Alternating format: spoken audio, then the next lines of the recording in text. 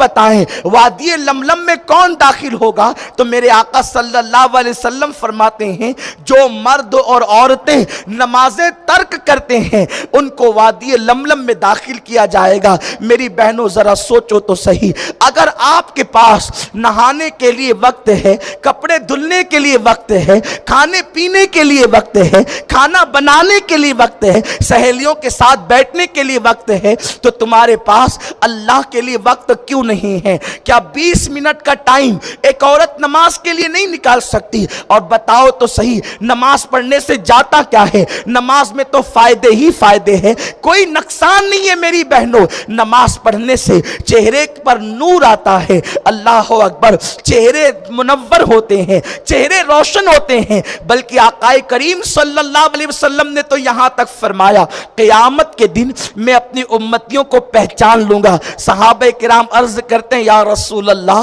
صلی اللہ تعالی علیہ وسلم بے شمار لوگوں کی بھیڑ میں آپ اپنی امت کو کیسے پہچانیں گے؟ تو آقا کریم صلی اللہ علیہ وسلم فرماتے ہیں یہ بتاؤ اگر کالے گھوڑوں میں سفید رنگ کے گھوڑے کھڑے کر دیے جائیں تو کیا اس کا مالک ان گھوڑوں کو نہ پہچانے گا؟ صحابہ کرتے یا رسول اللہ ہمارے ماں باپ پر قربان، ضرور وہ پہچان لے گا سفید گھوڑے والا۔ آقا کریم صلی اللہ علیہ وسلم فرماتے ہیں میری امت کی اعضائے وضو، وہ جو نماز کے لیے وضو کرتے تھے وہاں بھی چمک رہے ہوں گے، میں اعضاء کی چمک کی بنیاد پر ان کو پہچان لوں گا۔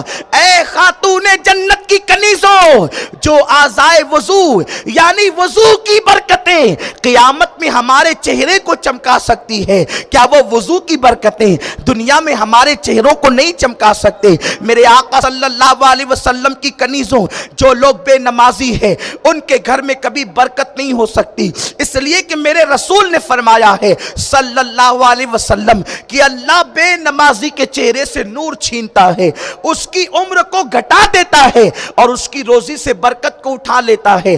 اور سن لو، صرف تنہا نماز نہ پڑھنا، اگر ماں نمازی بن چکی ہے وہ اپنی بیٹی کو نمازی بنائے، وہ اپنے بیٹوں کو نمازی بنائے، وہ اپنے شوہر کو نماز کی ترغیب دے۔ میرے پیارے آقا صلی اللہ علیہ وسلم کی کنیزوں، نماز کے بغیر کوئی عمل قابل قبول ہے ہی نہیں، اس لیے نماز کی طرف آؤ۔ اور یہ نماز کیا ہے؟ یہ نماز اللہ اکبر، میرا اللہ ارشاد فرماتا ہے ان الصلاۃ تنہا عن الفحشاء والمنکر، کہ بے شک نماز تمام برائیوں سے اور بے حیائیوں سے روک لیتی ہے۔ آئیے اللہ اکبر، سیدہ فاطمہ الزہرا سلام اللہ علیہا نماز کی کتنی پابند تھی، پانچوں وقت کی نماز تو اپنی جگہ، اس کے بعد سیدہ فاطمہ رات کی تاریکی میں ایک ایک سجدے میں پوری رات گزار دیتی ہیں۔ اللہ اکبر، اور کوئی مصیبت آئے تو بھی سیدہ فاطمہ نماز پڑھتی تھی، اس لیے کہ میرے آقا صلی اللہ علیہ وسلم نے فرمایا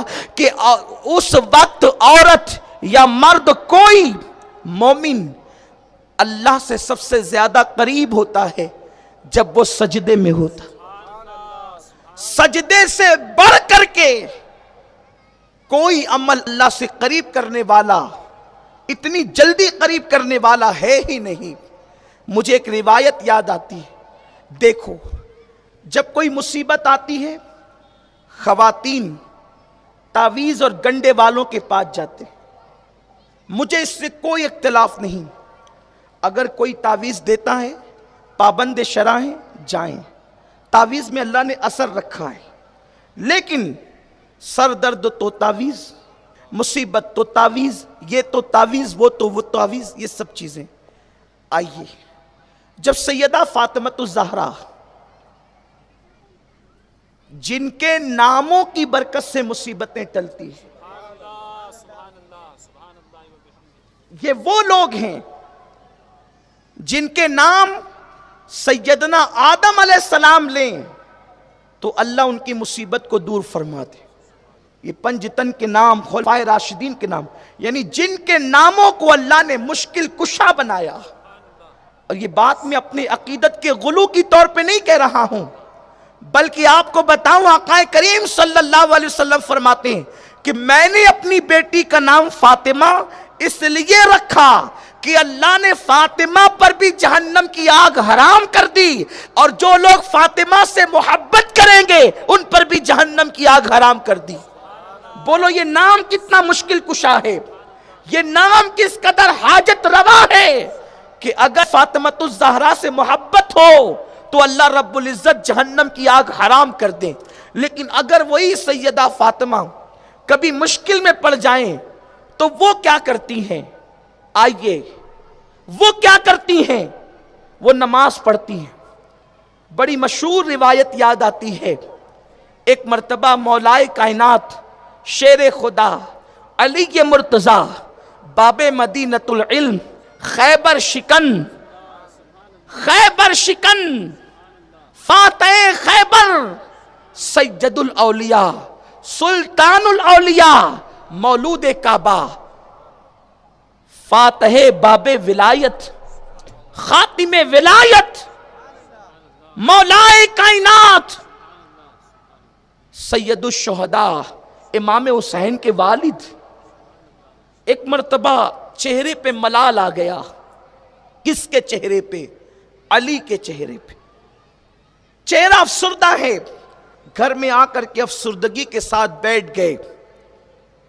سیدہ فاطمۃ الزہرا نے اپنے سرتاج کی پریشانی دیکھی اور عرض کی، علی کچھ افسردہ ہو، کچھ پریشان سے ہو؟ مولائے کائنات نے کہا ہاں، اس سے پتہ چلا ایک بیوی کی سب سے بڑی ذمہ داری ہے کہ وہ اپنے شوہر کو جب غمگین دیکھے تو اس کی خوشی کا سامان کرنے کی کوشش کرے۔ آج کل تو حال یہ ٹی وی سیریل فلمیں، عورتیں اتنی مصروف رہتی ہے اس میں کہ انہیں شوہر اور کسی کی خوشی اور غم کا کوئی خیال بھی نہیں رہتا۔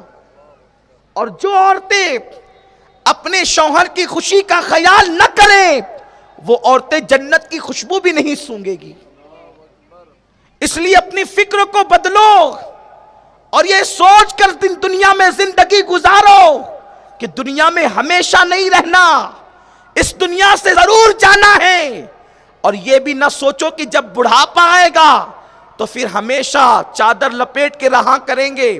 آج عیش کر لو، آج بیوٹی پارلر میں کبھی جاؤ، آج کبھی مساج کرانے جاؤ، کندھے تک مہندی لگانے جاؤ۔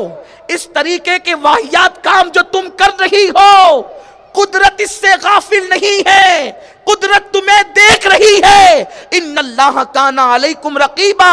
اور سن لو، جو کچھ تم اپنی جوانیوں میں رنگ ریلیاں کر رہی ہو، قدرت اسے دیکھ رہی ہے اور اس کی پکڑ بڑی سخت ہے۔ اس کا اعلان ہے ان بطش ربک لشدید، تیرے رب کی پکڑ بڑی سخت ہے۔ اے خاتون جنت کی کنیزوں، تم صرف سفید چمڑی کو خوبصورتی سمجھتی ہو۔ ماہرین نفسیات کہتے ہیں عورتوں میں جب تک کہ 40 خوبیاں نہ ہو اس وقت تک کہ عورت خوبصورت کہلانے کا حق نہیں رکھتی۔ یہ تو پاگل دنیا ہے جو سفید چمڑی پر بھی کسی کو حسین اعظم کا خطاب دیتی ہے۔ لیکن اگر ماہرین کی تحقیقات اٹھا کر کے پڑھو تو پتہ چلے کہ عورت میں جب تک کہ 40 خوبی نہ ہو اس وقت تک وہ حسین نہیں ہو سکتی۔ اور ایران کی ایک عورت، ایران کی ایک لڑکی جس کا نام شیرین تھا، اللہ نے اس میں حسن کی 39 خوبیاں پیدا کی تھی۔ لیکن یہ بات بھی میں تمہیں بتا دوں، ایران کی وہ حسین لڑکی جس کا نام شیرین ہے، آج بھی محبتوں کی کتابوں میں اس کا تذکرہ بہت شرح و بسط کے ساتھ ہے۔ شیرین اور فرحات کی داستان کتابوں میں موجود ہے، فلسفیوں نے، افسانہ نگاروں نے بڑا خیال کیا ہے۔ لیکن وہ 39 کے 40 چیزیں ہو تو خوبصورت ہو، اس میں 39 خوبیاں تھی۔ لیکن بڑی ذمہ داری سے کہہ رہا ہوں، آج بھی شیرین کی قبر کا نشان ڈھونڈو تو ملے کسی کو، لیکن اگر مل مل بھی جائے کوئی وہاں فاتحہ پڑھنے والا نہ رہے، لیکن تاریخ میں ہم ایک ایسی عورت کو بھی جانتے ہیں کہ شیرین کی طرح وہ خوبصورت نہیں ہے،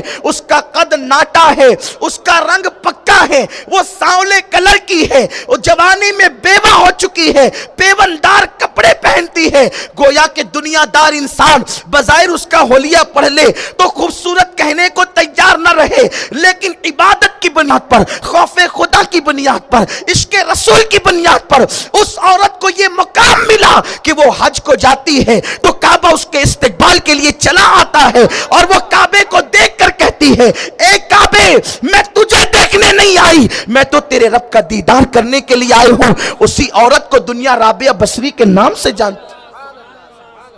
اے خاتون جنت کی کنیزوں، تو سفید چمڑی پہ ناز نہ کرو، کونیوں کے مہندی لگاؤ گی تو بھی قبر میں جانا ہے، اور ان کونیوں تک، اور بلکہ اب تو کونی نہیں بلکہ مونڈوں تک،